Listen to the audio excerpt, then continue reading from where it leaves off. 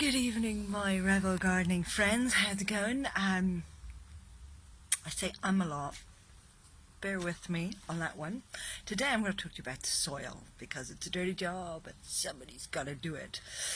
Wendell Berry says that soil is the great connector of lives, the source and destination of all. And without proper care of the soil, we can have no community. So that's what I'm going to talk about today. Soil.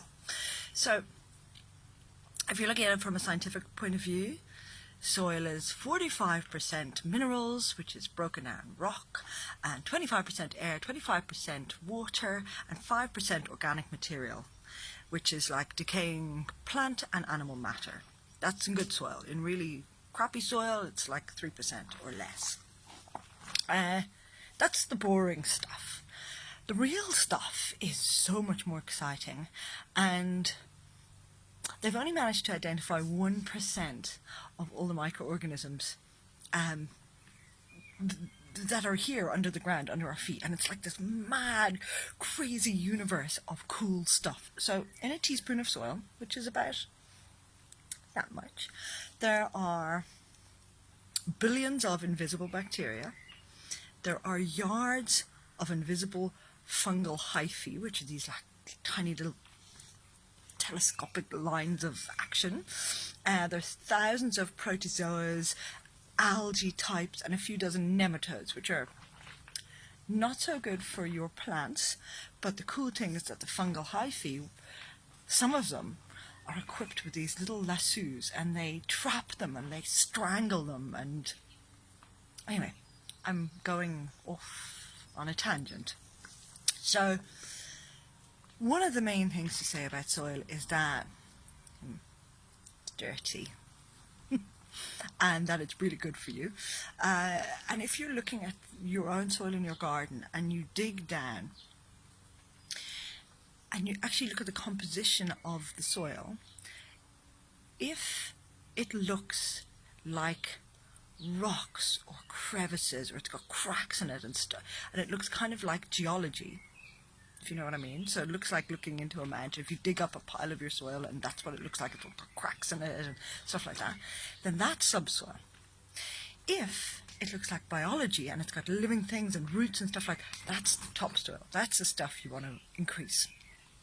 So I was talking about all the beautiful, amazing scenarios down under the soil. The things we do know about plants is that they do the photosynthesis thing, right? You know what photosynthesis is? This is a bit of a lengthy lesson. So sunlight is converted into chemical energy by the plant, and it feeds the plant, and that's all great. Now, the plants exude some of this energy down into the roots and into the soil. So, and what they do is they kind of do this symbiosis thing. So it's like being a sweaty human. You sort of, they give off this sweat, except the sweat is more like polysaccharide, so it's more like sugars, and that sugar attracts things to the plant, like the bacteria and the protozoa and all the groovy microorganisms, and they exchange nutrients and minerals, and they do all these cool things for the plant, and the plant feeds them the sugar. So it's a bit like a happy symbiotic exchange. Now, so the plants are signaling to all these microorganisms, and everything around the roots of the plants. This is the exciting zones. This is like the rhizosphere, which is around.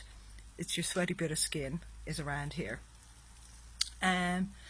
So to increase this exchange, and you want to increase this because the more microorganisms you have in your soil. So this is crimson clover, which is just tops. Look at that, so nice. Can you see that? Sorry, can you see that? Focus.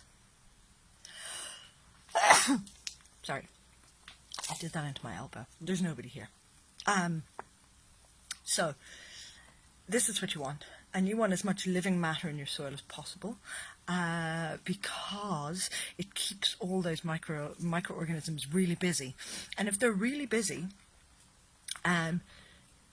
your soil is going to stay really productive, and there'll be this constant symbiosis. So, because microbes actually do things like protect the plants, they fight off diseases.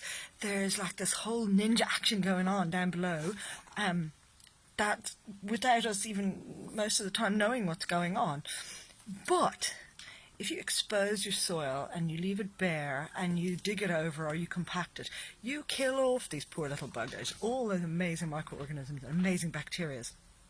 And by killing them all off, your soil is kind of becomes deadish, and it's very hard to reactivate it again. So it takes a time. So there's